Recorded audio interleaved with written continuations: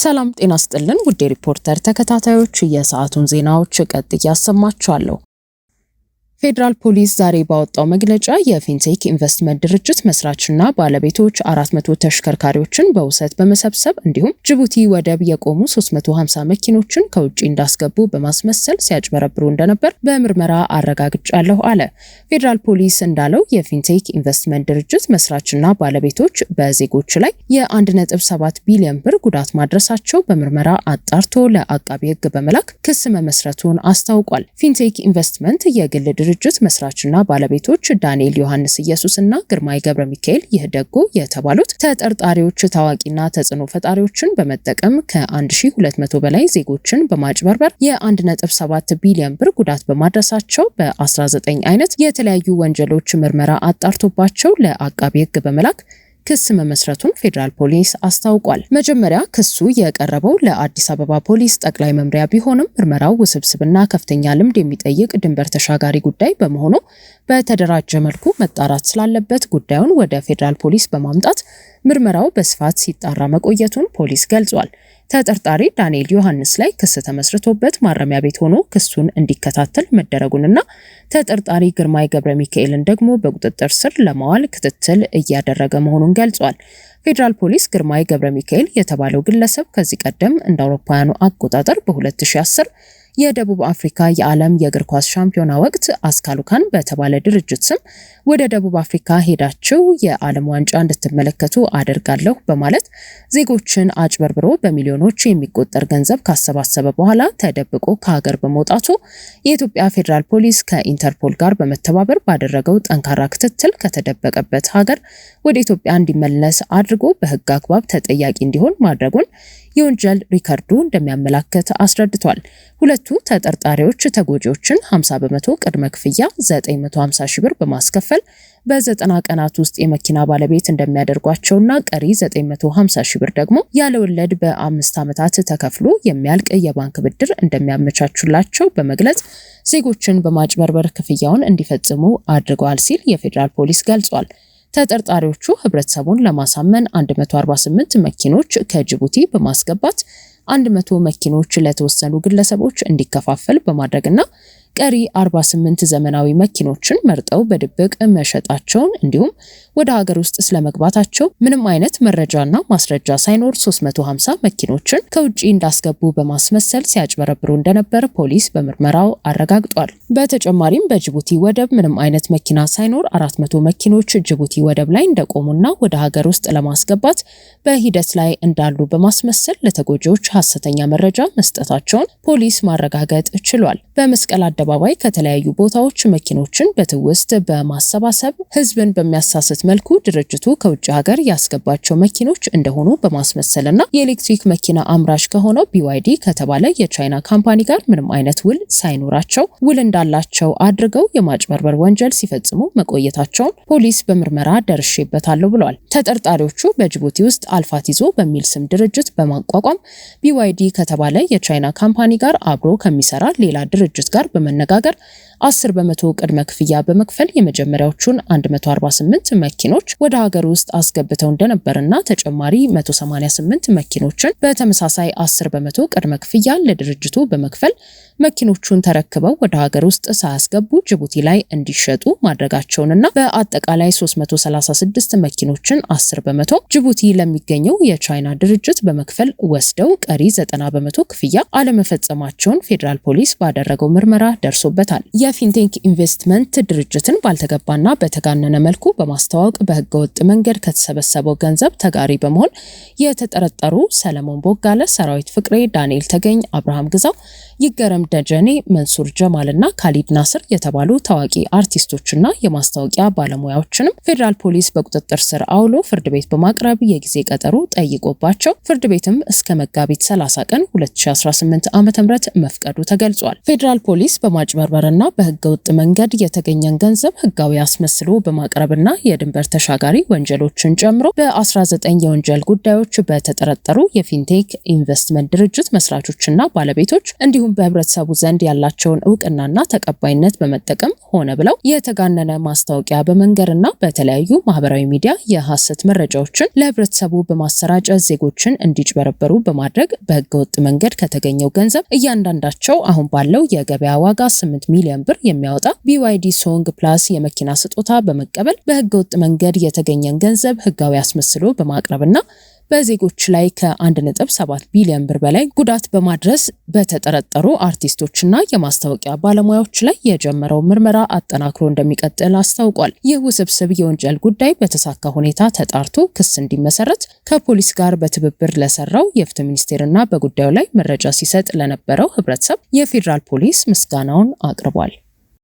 USTDA የተባለው የአሜሪካ መንግስት የንግድና ልማት ኤጀንሲ ከፍተኛ አመራሮች በትላንትናው ዕለት ኢትዮጵያ ገብተዋል። የአሜሪካ መንግስት የሀገሪቱ ኩባንያዎች በታዳጊ ሀገራት ቁልፍ የመሰረተ ልማት ዝርጋታ ፕሮጀክቶች ላይ እንዲሳተፉ ሲፈልግ አስቀድመው የሚያሰማራው USTDA ወይንም የንግድና ልማት ኤጀንሲ የተባለውን ተቋም ነው። የገንዘብ ሚኒስቴር እንዳስታወቀው በአሜሪካ የንግድና ልማት ኤጀንሲ የሰሃራ በታች አፍሪካ ሀገራት ዋና ዳይሬክተር ሄዘር ላኒጋን የተመራውና ከኤጀንሲው የተውጣጡ ከፍተኛ አመራሮች የያዘው የልኡካን ቡድን አርብ መጋቢት 18 ቀን ከኢትዮጵያ የገንዘብ ሚኒስትር ዴኤታ ሰማሪታ ሰዋሰው ጋር ተገናኝቶ ተወያይቷል።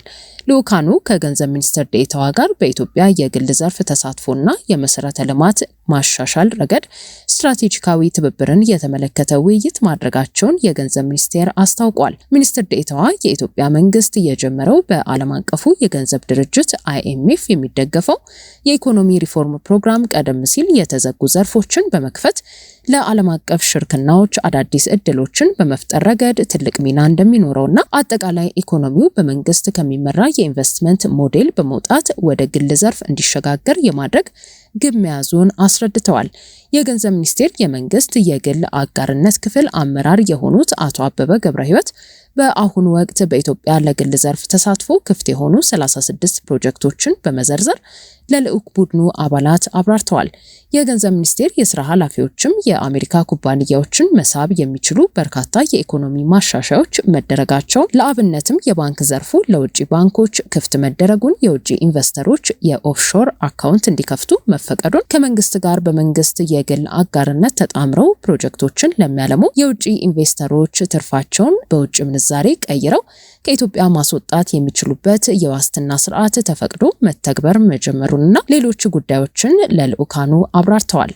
የአሜሪካ መንግስት በታዳጊ ሀገራት ቁልፍ የመሰረተ ልማት ዝርጋታ ፕሮጀክቶች ላይ ለመሳተፍ ሲፈልግ አስቀድሞ የሚያሰማራው የአሜሪካ የንግድና ልማት ኤጀንሲን እንደሆነ የተናገሩት የልዑኩ መሪና የተቋሙ የሰሃራ በታች የአፍሪካ ሀገራት ዳይሬክተሩ ላኒጋን ኤጀንሲው የአሜሪካ ኩባንያዎች ሊሳተፉባቸው የሚችሉ ትላልቅ ፕሮጀክቶችን የመለየትና ለባንክ አዋጭ መሆናቸውን የማጥናት እንዲሁም ለፕሮጀክት ዝግጅት፣ ለፕሮጀክት አዋጭነት ጥናቶችና ለቴክኒክ የገንዘብ ድጋፍ እንደሚሰጥ አስረድተዋል።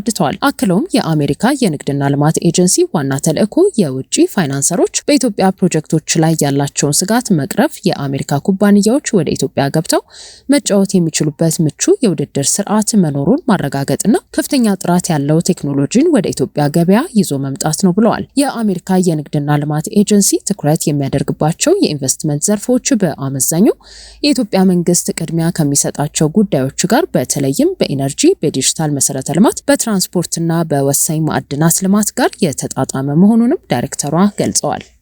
ሞን ሪል ስቴት በአየር ጤና አደባባይ በካሬ ከ54530 ብር እስከ 77900 እስከ 10 ዓመት የሚከፍሉትን 50% ያለምንም ወለድ የባንክ ብድር የተመቻቸለት ዛሬውኑ እስከ 4 ሚሊዮን ብር የሚያተርፉበት ባለ 1 መኝታ ሙሉ ክፍያ 5 ሚሊዮን 620 ሺህ ብር፣ ባለ 2 መኝታ ሙሉ ክፍያ 6 ሚሊዮን 846 ሺህ ብር፣ ባለ 3 መኝታ ሙሉ ክፍያ 8 ሚሊዮን 121 ሺህ ብር። ለበለጠ መረጃ በ0969248080 ይደውሉ። ትብብር ለኢትዮጵያ አንድነት ሰፊ ይዘት ያለው የምርጫ ማኒፌስቶን በዛሬው ዕለት ይፋ አድርጓል። ትብብር ለኢትዮጵያ አንድነት የተቃዋሚ ፓርቲዎች ቅንጅት ሲሆን በአባልነት የያዛቸው ፓርቲዎችም የመላው ኢትዮጵያ አንድነት ድርጅት፣ እናት ፓርቲ፣ የኢትዮጵያ ሕዝባዊ አብዮታዊ ፓርቲና የአማራ ጊዮናዊ ንቅናቄ ናቸው። ትብብሩ የመንግስት አደረጃጀትን እንዲሁም የፌዴራል ስርዓት አወቃቀርን ከሀገር መከላከያ ሰራዊት ትይዩ ሆኖ ይቋቋማል ስለተባለው ተጠባባቂ ጦር፣ ከምርጫ 2018 በኋላ ስለሚሆነው የቅንጅቱ እጣ ፋንታ፣ ስለ ህገ መንግስት ማሻሻያና ሌሎች ጉዳዮችን የያዘ ባለ 50 ገጽ ማኒፌስቶን ነው ዛሬ ይፋ ያደረገው። የትብብር ለኢትዮጵያ አንድነት አመራር የሆኑት ሚስጥረ ስላሴ ታምራትና ጌትነት ወርቁ ስለ ማኒፌስቶ አጠቃላይ ይዘት የሚከተለው ማብራሪያ ሰጥተዋል። ከመከላከያ አንጻር ድጋፍ ሰጪ ኃይሎች ለሚለው አሁንም መከላከያን በምናዋቀርበት በገለልተኝነት በሙያና በፈቃደኝነት ላይ የተመሰረተ ሆኖ ነው እነዛም የሚዋቀሩትና ተጠባባቂ ኃይሎች ይባሉ እንጂ የሚቋቋሙበት መርህ ግን አሁን ባለው ወይም ደግሞ ከዚህ ቀደም እንደነበረው በልዩ ኃይል ሴንስ ሳይሆን መከላከያን በምናቋቋሙባቸው መርህ ነው የሚሆኑት። ከፓርቲ ጋር ንክኪ ያላቸው የንግድ ድርጅቶች በምን ላይ ያላችሁ ለሚለው ባለሀብቶች ኦፍኮርስ የፈለጓቸውን ፓርቲዎች ወይም ደግሞ ከዚህ በተለያዩ ሀገራት እንደምናየው ሊደግፉ ይችላሉ። ነገር ግን በዋነኝነት በፓርቲ ባለቤትነት የሚንቀሳቀሱና በተለይ በፖለቲካ ውስጥ ደግሞ ፉሊ ጣልቃ ገብተው የሚንቀሳቀሱ የንግድ ድርጅቶች አንደኛ መኖራቸው ያስታውቃል። አሁንም አንዳንድ የምናውቃቸው አሉ። እዚህ ጋር ስም መጥቀስ አስፈላጊ ባይሆንም ወደፊት ደግሞ በስልጣን ላይ ደግሞ በምንሆን ጊዜ እነዚህን ለመለየት ያለው የገለልተኛ በተለይ ሙያ ላይ መሰረት ያደረገ ሁኔታ የሚያስኬደው እና የሚለየው ነገር ስለሆነ ብዙ የሚጎዳ አይደለም። ነገር ግን በዋናነት ከጠቀስናቸው የገለልተኝነትና ከፖለቲካ ጣልቃ ገብነት መርህ አንጻር የሚጣረው ስለሆነ እነዚህን የንግድ ድርጅቶችም በዛ መንገድ ነው በዛ ሴንስ ነው ልናገድ ያሰብነው። እንዳየናቸው እንደሰማናቸው ሀገራት ሳይሆን ቶሎ መድረስ በጣም ጥሩ ነው። ለዚህ እንግዲህ በአሁን ባለው ዘመን አስተሳሰብ የደረስንበት መልክዓ ምድራዊ አወቃቀር ለምሳሌ ጀርመን ፌዴራል ስቴት ነው፣ መልክዓ ምድራዊ ነው። አሜሪካ ፌዴራል ስቴት ነው፣ መልክዓ ምድራዊ ነው። ከኒውዮርክ ያለ እንትና መጣህብኝ ብሎ ሲዋጋ ሲጣላ አታዩትም። ፎርዛት ማተር የክፋቱ ክፋት ኤትኒክ ፌዴራሊዝም የሚባለውን እንኳን የሚተገብሩ ሀገራት እንኳን እንዲህ ያለ ጦስ አይገጥማቸው፣ በቋንቋም በማንነትም እንዲህ ያለ ጦስ አይገጥማቸው። ክፋት አለ፣ ክፋት አብሮት የተጨመቀ ነው ህገ መንግስቱ ላይ። ከዚህ ከጸጥታ ኃይል ድጋፍ ጋር ያው ሞዳሊቲው ዘርዘር ሲል እንግዲህ በኋላ በፖሊሲ ይገለጻል። ዞሮ ዞሮ ግን እኛ ሀገር በታሪካችን አይታችሁት ከሆነ በርበሬ ምንድነው ሰርገኛ መጣ በርበሬ ቀንጥሱ። ቀለል ያለ አንድ ምሳሌ ልንገራችሁ። በሶማሊያ ጦርነት የኢትዮጵያ መንግስት ሌሎች በመቶ ሺህ የሚቆጠሩ ሚሊሻ ጦር አሰልጥኖ ነው እንደገና ሄደው እና ጦሩ ሰልጥኖ እስከሚያልቅ ድረስ የዚያድ ባሬ መንግስት በጣም ብዙ ቦታ አቋርጦ መጥቷል። በርካታ ቦታ አቋርጦ መጥቷል። አብዛኛውን የኢትዮጵያ ጦርነቶች ብታያቸው ሰርገኛ መጣ በርበሬ ቀጥሱ ናቸው። የቅርብ ጊዜውን በበጎም ማናነሳውን የሰሜኑን ጦርነት ትግራይ ጋር የተደረገውን ጦርነት አይታቸዋል። መከላከያው ከቦታው ሙቭ አረገ። እንደገና ሌላ ሚሊሻ ጦርና እንደገና ሌላ የነበረውን ልዩ ኃይል ሞቢላይዝ ማድረግ በበጎ የሚነሳ አይደለም፣ ግን የሆነውን ነገር ታስታውሳላችሁ። ቀድሞ መዘጋጀት በሁነት ውስጥ በጣም ተገቢ ነው የሚሆነው። በተለይ ኢትዮጵያ አሁን ካለችበት ሁኔታ ዓለም እየመጣበት ካለው ሁኔታ እና ከሱ አንጻር ጠቅለል ባለመልኩ ቢታይ የሚል ነው። በአጠቃላይ ግን ፍትህ፣ ርትዕ፣ መልካም አስተዳደር እና የኢትዮጵያ ሕዝብ ብዙ ጊዜ ምርጫውም ይላል እና እንደውም ጥያቄዎች ይጠየቃሉ። እናንተ ሀገራዊ ፓርቲ ነን ትላላችሁ፣ ግን ደግሞ አማራዊ ጊዮናዊ ንቅናቄ አለ፣ ምን ለማለት ነው ይላሉ። ይገባኛል። አማራ የምትለዋ ናት ብዙ ጊዜ የምታማቸው በት የህልውና አደጋ አለበት አማራ ብሎ ያምናል። ምርጫው እንዴ ምን ነካህ?